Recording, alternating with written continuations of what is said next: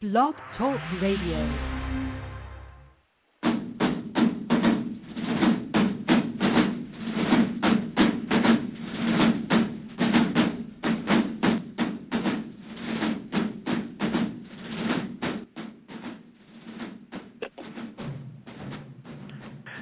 Behold, how good and how pleasant it is for brethren to dwell together in unity.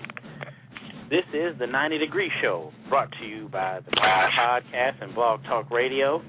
I'm your host, Joe Beard, and happy to be of service to you today. Today is November 4th. Welcome, November. 6 o'clock on the East Coast, 3 o'clock on the West Coast. And we set your clocks back last night, so everybody should have got an extra hour of sleep. And we're excited to come to you today talking Week 10. We are analyzing the tape and hope to come up with our individual preference about who we think won in all the individual battles of Week 10.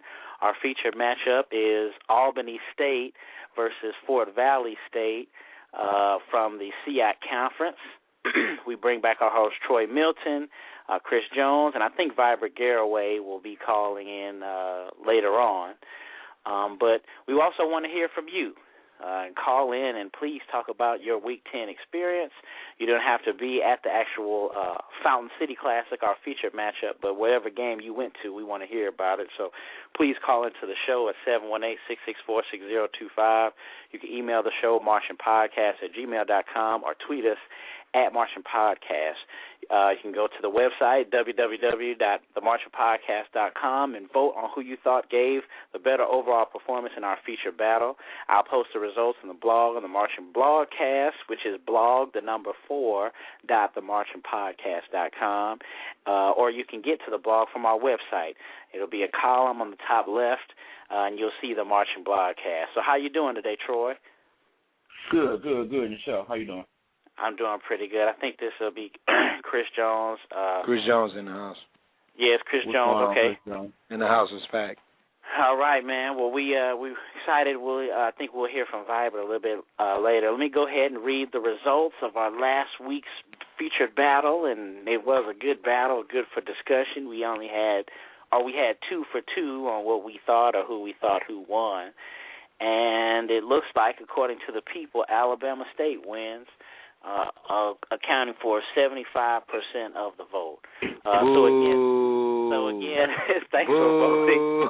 Thanks for voting, and thanks for agreeing with the host. That's outstanding. But yes, please go to the website, www.themartianpodcast.com, and vote on who you think won the featured matchup. This week is the Fountain City Classic between Albany State and Fort Valley State. I'll go ahead and push it over to you guys. Chris Jones, were you able to check out Albany State at all this year? I did. I got to give it up to Albany State. Albany State has a great sound, and you know what? They remind me of a soft, and I say soft, Southern University. That's what they remind me of. Wow. They have good marching skills, and one thing that I have to pinpoint on is I love their cymbal section. The Z5 is off the chain. They have a nice cymbal section. They do bring the funk. They have a big drum line, but one of the things that I have to get on is just marching 8 to 5. Marching 8 to 5. I saw a lot. I watched a lot of the highlights, and a lot of the guys stepping over the lines and not stepping on the lines, But I like Albany State. And this is another thing too. And Mike, this is to our viewers and to the listeners. And they have a Caucasian drum major, and I'm impressed with that. I didn't know that. Yes, they do. That's pretty cool, Chris Jones. That's actually really good analysis. We'll read a little something about Albany State right fast. Albany State, they have a motto: a past to cherish, a future to fulfill, potential realized. It's established in 1903. They're a public, historically black college, and they're on a $1.5 million endowment. Under the president, Dr. Everett J. Friedman, they have about 4,100 students, and they are located in Albany, Georgia. Colors royal blue and old gold, and they compete in the NCAA Division II. They are under the direction of Michael DeCuir, and that's DECUIR. So a really good band. What did you think, Troy, about this week's matchup? I got to give an edge to Albany State also. It's interesting that Chris Jones gave an analogy and compared them to Southern University, because as I was watching a lot of the footage from them, I did notice that they have pretty good execution on the field. And when I say that, I mean they hit flashes. You know, they did some nice pinwheels. You know, a lot of the stuff that I was seeing on the field was really good out of them. They also have a pretty balanced sound. You know, when I was listening to Fort Valley, you know, a lot of times when you have those small bands, people tend to try harder, and it kind of distorts your sound. And another thing, I was looking at Fort Valley, I hate to see, and I guess we take it for granted, you know, having Marquette Jackson State. You know, when I see holes in drills, that's one of my pet peeves. I hate it. I hate to see a hole in a drill. I'm a believer that you should drill. You should put on the field the minimum amount of people that you know you can have for a drill. You know, correct. If you don't have enough alternates to fill one or two spots for people that's not going to be there, then you don't need to put that many people on the field. I hate to see, you know, 4 or 5 squats on the field with a person missing out of it. You know, so that really detracts from my enjoyment of watching a band. And I feel and I mean it's really hard. It's really hard to maintain that precision with just holes, period. You know, just being someone else, like in a line, who's supposed to be responsible for, like, that person is supposed to be right in front of you. But, you know, that additional 10 yards, you know, that throws people off. So it definitely is something to be accounted for. I hate seeing it, like, in the front. Like, it's like that. Like, you know what I'm saying? Like, especially when they're marching down, like, in, like, maybe a dance formation, and you actually see the front row of somebody, and you got holes. Yeah, that is annoying. I'll read something right quick about Fort Valley State, and we'll hear about what you thought about Fort Valley State, Chris Jones. It was established in 1895. They're a public institution, historically black college. They're under the president, Dr. Larry Rivers. They have about 4,250 students, so close to Albany State, and they are in Fort Valley, Georgia. They are also royal blue and old gold, which is really, really funny. They have both, and they also compete in NCAA Division II. Their nickname is the Valley, Fort Valley State, that is. So it's good to hear some information about them. They are under the band direction. They actually have an interim band director right now, Leonard Giles. So it looks like they're trying to fulfill the band director position, just like Jackson State, I guess, so to speak. 718-664-6025. The 90 Degree Show, we're talking week 10. Thanks for listening. Chris Jones, what do you think about Fort Valley State? Man, I'll be honest with you. Drill-wise, too many holes, just like Troy said. Number two, intonation. Intonation was a major factor with me. And I just like to hear a solid sound. I mean, when I say solid sound, I'm talking about you have your trumpets, it's the whole bracket. It's the trumpets, you got your B tones, you got your F horns, you got your trombones, you got your tubas. You got that whole genre. They had some weak sections in their music, and it seems like I'm not trying. You know, Joe. I just got to call it what it is. It's how Chris Jones is. It seems like they had some weak sections in the band. Man. I mean, we're not talking about all right, okay, you're being overpowered. I'm talking about weak sections, meaning like people didn't know their music, people didn't know their drill. I saw, you know, and I'm just gonna be honest with you, Joe. I got to go back to Albany State. Albany State, I saw people stepping out the drill that didn't know they drill, man. Man, this is serious, bro. Perfection is the key, and that's what I'm about. And you know that's what I'm about, Joe. And I can't call it nothing but one way, and that's the way of rightness. And the way of rightness is perfection. We got to have perfection in marching band. We are not the average common Joe marching bands.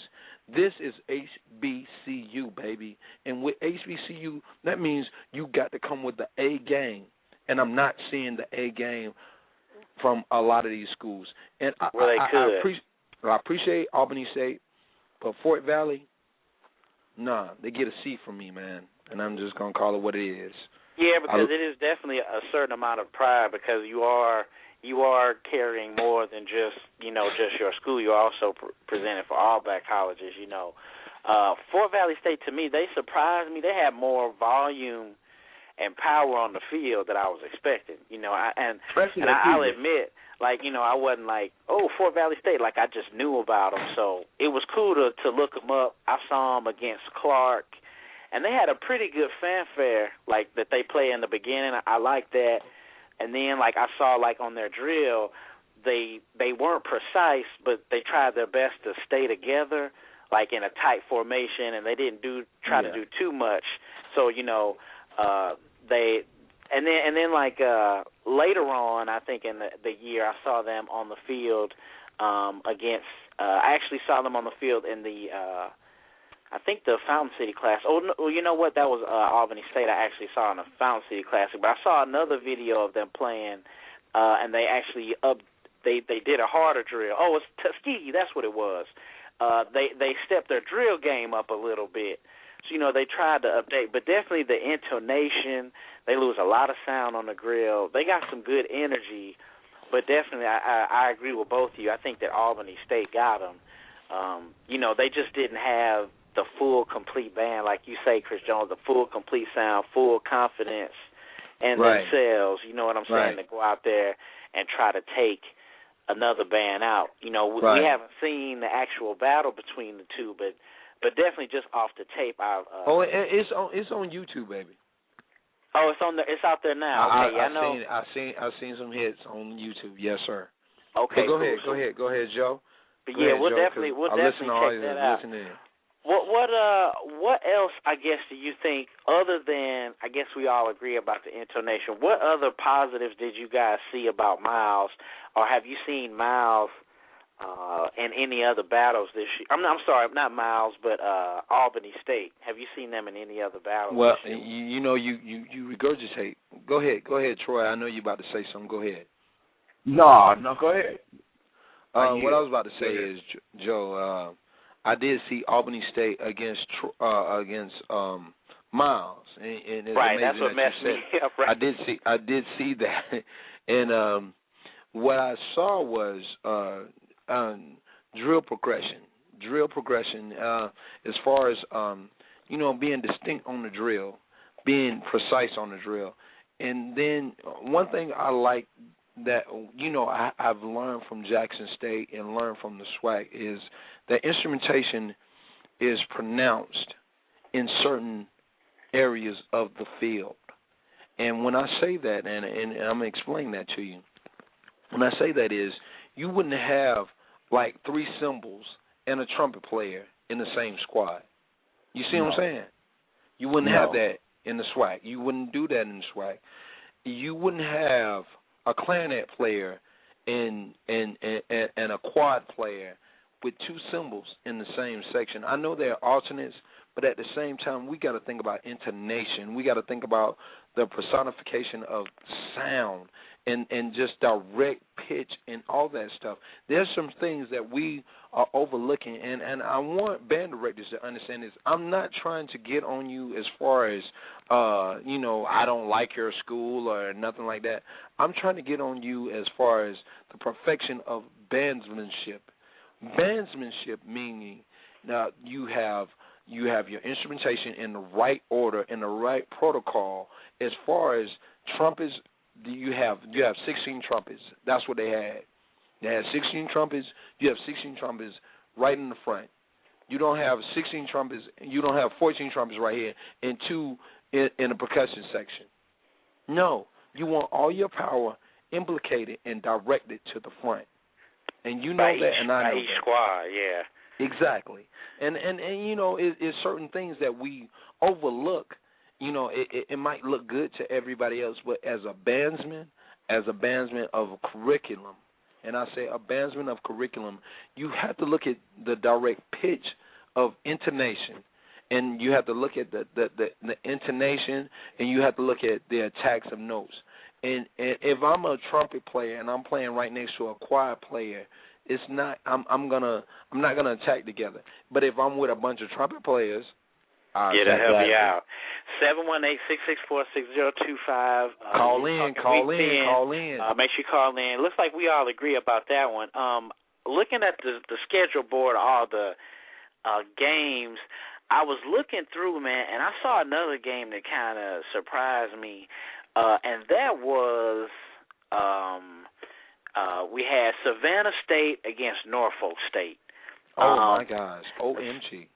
Norfolk State, we talked about that, I think it was a couple weekends ago. I know, Troy, you verified it. You know, we all talked about that they were, like, rebuilding. They've come on better, like, as the year has gone on. They've done better. There's been more video of them out there. They really stepped up against Bethune. I mean, everybody would get up against Bethune, but I looked at some tape of Savannah State, and they're not bad. Have you checked out either one of those bands, Troy? Yeah, I looked at a couple of clips of Savannah State. You know, for a band that's that size, they seem to play together pretty good, but I just don't think they can match up to Norfolk.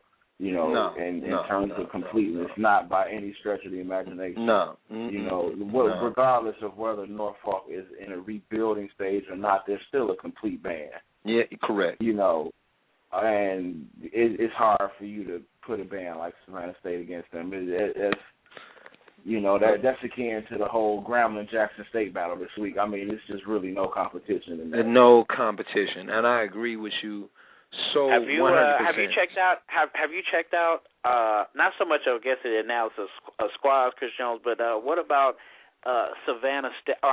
Savannah State and Norfolk State. Have you got a chance to check out either one of those bands? I checked out both of them. Just like I'm agreeing with Troy. I mean, you have a powerhouse band. They are in a rebuilding stage, but the rebuilding stage for them is like, okay, we have 200 members right now, but our goal is to get up to 330. They are a beast regardless. We're talking about a mastermind of band directors. Paul Adams is one of the greatest band directors I've ever met. You know it, and I know it, and Troy knows it. This man can listen to a train going down the tracks and say, "Oh, that's a F minor in the third fifth." You know, this man is a beast, man. Yeah, he is. I mean, and because Norfolk, I mean, you hear it. I mean, you hear that musicality in some of the songs, and I just thought that just looking at Savannah State that it wasn't that far. I mean, like, Savannah State really surprised me, and maybe I was expecting a lot less from them, but they were super, super clean. And they played together, like Troy said. Like, I'm sure that the difference would go to Norfolk because noticing them on the field, they weren't that precise, and they lose a little bit of sound probably because, you know, they're but yay big, you know, so they're going to lose some of it. Right. But I definitely think that Savannah State, I don't think it would be totally blown out the water. Now, as far as the Jackson State Grambling, that was blown out the water, far, but I would just say they were not on the level of a Norfolk State. And I agree with you, Joe. They were clean, drum major-wise, and, you know, I always be on the drum majors. They need to work on preciseness and accuracy. And, yeah, they do. I think the whole band does, probably. Yes, but at the same time, I've seen Savannah State has actually made a come up, and you have to know Savannah State from back in the day. Last 3 years they have been on a low, and now they're on a come up. But at the same time, they still to advance to the level of fighting against a Goliath like a Norfolk State, you got to come with your A game, baby.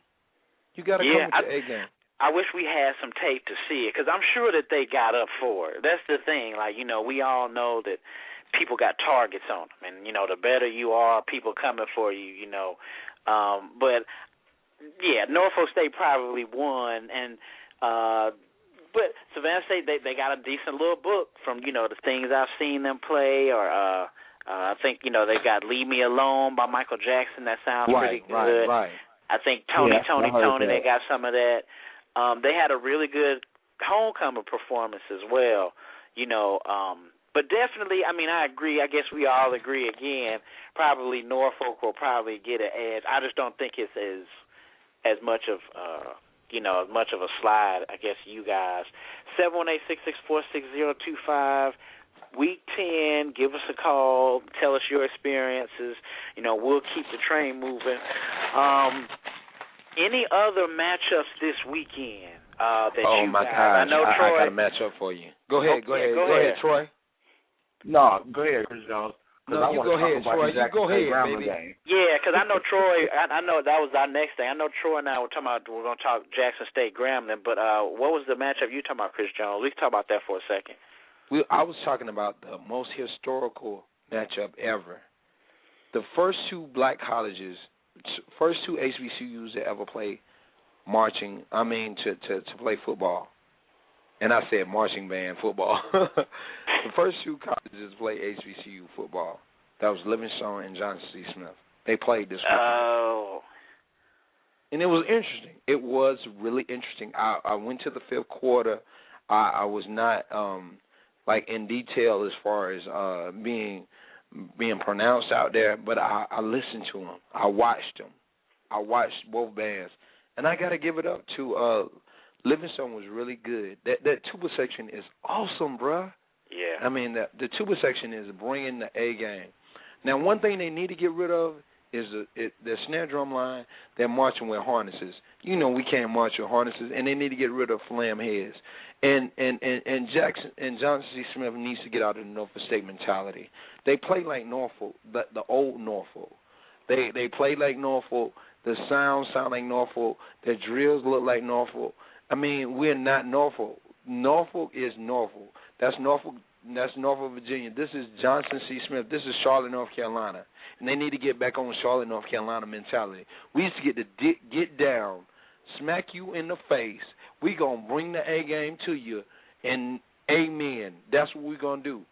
They don't have that mentality no more. They don't. Yeah, they don't. They really don't. And you can tell kind of even in the musicality. I mean, it's definitely like Smith has been on the decline for a little while now. And it's sad, you know, because Smith really, that program there, and it's good tradition, a lot of energy. You know, they've traveled overseas. You know, they have some overseas in their resume. But definitely, I mean, I agree with you now. I'm sure Livingstone crunk up on them something nice.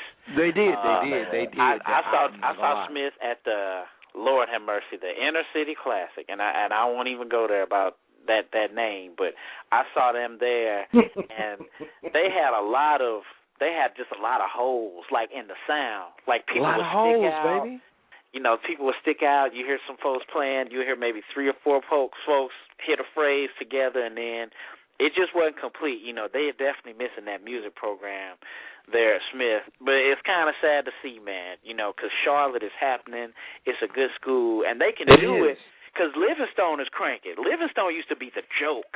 But Livingstone is in the country, though, Joe. You know that, and I know that.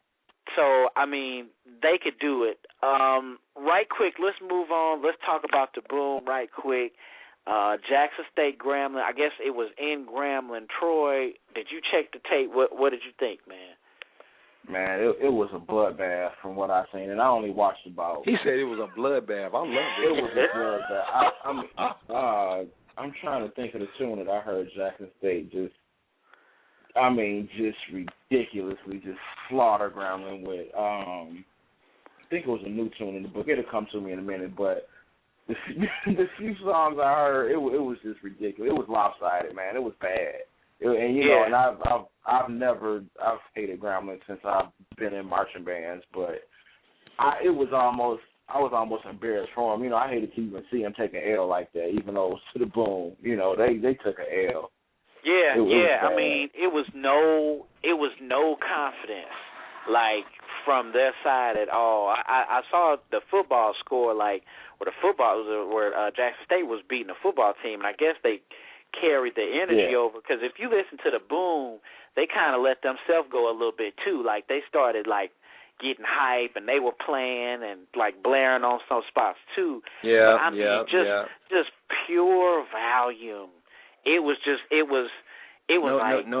no persona of timbre or color of music. And just no response. I mean, Grambling just did not have a response. And the worst thing that I saw that I knew that I had to give them an L for is every time Jackson State stopped, the camera would switch, and they would be only in the middle of the tubas catching the flash. It was like, wow. Okay, what are we going to play now? And then they had to at least take about 2 or 3 minutes to get everybody in prep and then tap it off. As soon as Grambling finished playing, the boom was right there. Tap, tap, tap, tap, tap, and then they was right back at them. So it was sad, man, to see because they took it laying down, too. It's like they didn't even want to fight back, man. I mean, how can you fight back? Honestly. How can you fight back? When he could have danced. One thing I've noticed about a Grambling is not the Grambling of old. They do not respect the colors and the creed of what Grambling believes in. Grambling used to be a band that used to show up and show out. Now they just show up and we gonna do what the best we can. It's sad, bro. It's sad. Regardless if you like the Grambling or not, you had to respect their tradition that they carry and the spunk that they would fight with. There you go, Troy. They whether they were your cup of tea or not, it was, we're talking about the Coca-Cola band. You still had to respect that they were going to show up, and the crowd that they do have, they was going to perform for them. Right. They don't do that anymore. Because it was really important, they had Eddie Robinson, so they had so much prestige from that football team. Not even it was Eddie easy Robinson. to ride. It was easy to ride a lot of that. You know what I'm saying? To me. So even when they came places somewhere, if they came with that energy, they were good. I don't even really see the same energy or even like musicality in Grambling. You know what I'm saying? It's a trip. We got about like 3 minutes left. I want to squeeze one more battle in and see if we can talk about it. Stillman and Clark. Both of these are some small schools. They're a decent-sized band. But, Stillman kind of impressed me because I haven't seen a band drill to 2 different songs before. I saw a drill of them. I think they were playing Central State, and they actually drilled to 2 different songs, which showed a lot of stamina, and they kept the volume. So, that was impressive for me. But, of course, they're not the same with the stands, like that stand and that musicality. It doesn't transfer over. And then I saw Clark. Clark, they're traditionally a good band as well. They were on Drumline. They were making their thing with them. But it's not the same. They actually have the same messy type transitions that we talked about last week. But has either of you guys seen either one of those bands? Correct. Chris Jones has been analyzing, and I know Troy has too. Go ahead, Troy.